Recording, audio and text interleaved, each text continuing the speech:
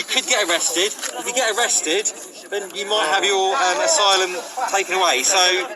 Napier Barracks, a former military site in Folkestone in Kent, now used as temporary accommodation for around 400 male asylum seekers, has reached boiling point. The men inside have taken to the streets surrounding the barracks in protest over grim conditions they are living in and painful uncertainty about their futures.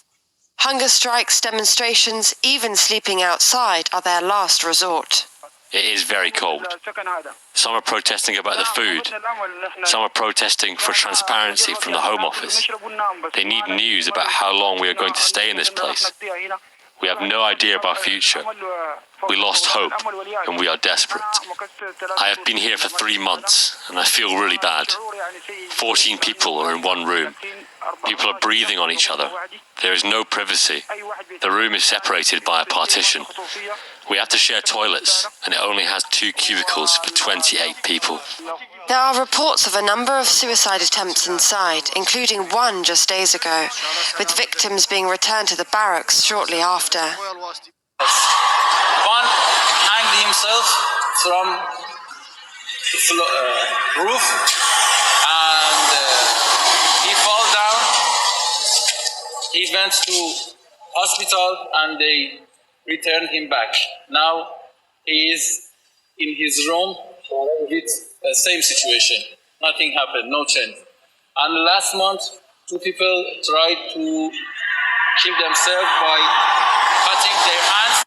And it seems like conditions have only become worse since my last visit just 2 months ago, when it was clear something was very wrong. There were already accounts of poor hygiene and out-of-order facilities, as well as overcrowded rooms, a flagrant breach of the government's own COVID regulations, and now allegations of positive cases inside.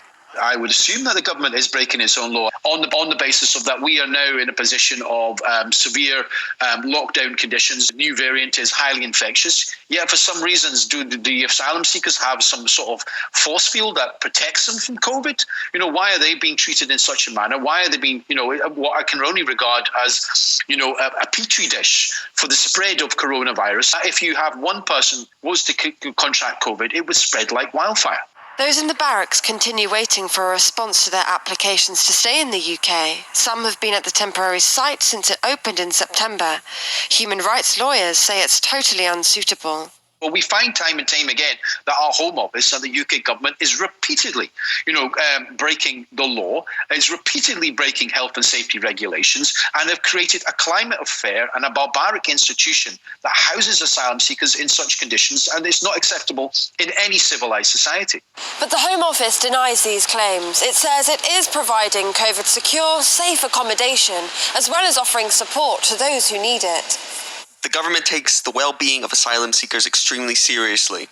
We provide asylum seekers with safe, warm, COVID-secure, suitable accommodation where they receive 3 meals a day whilst their claims are being processed. Despite the government's promise that help is available at any hour, there have been claims that vulnerable asylum seekers have endured long wait times to get in touch, which could be fatal. The Home Office may claim it's offering a decent standard of support, but the warning signs have been there since Napier opened its doors. And without any political will to effect change, it seems that for these men, the situation will only get worse. Shadia Edwards-Dashty, RT UK.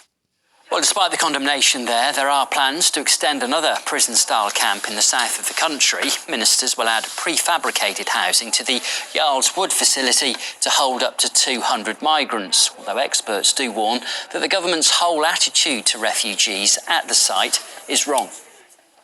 Our concern with Yarl's Wood specifically is also the fact that it's on the site of an immigration removal centre. Now, this is very important for individuals who have left their home countries, possibly suffered unlawful detention in their home countries, torture, maybe victims of trafficking on the way over, to put them in a place where they feel as if they are being treated the same as people who are being detained in order to remove them from this country, well, that's potentially very damaging. The Home Office has accommodation all over the country.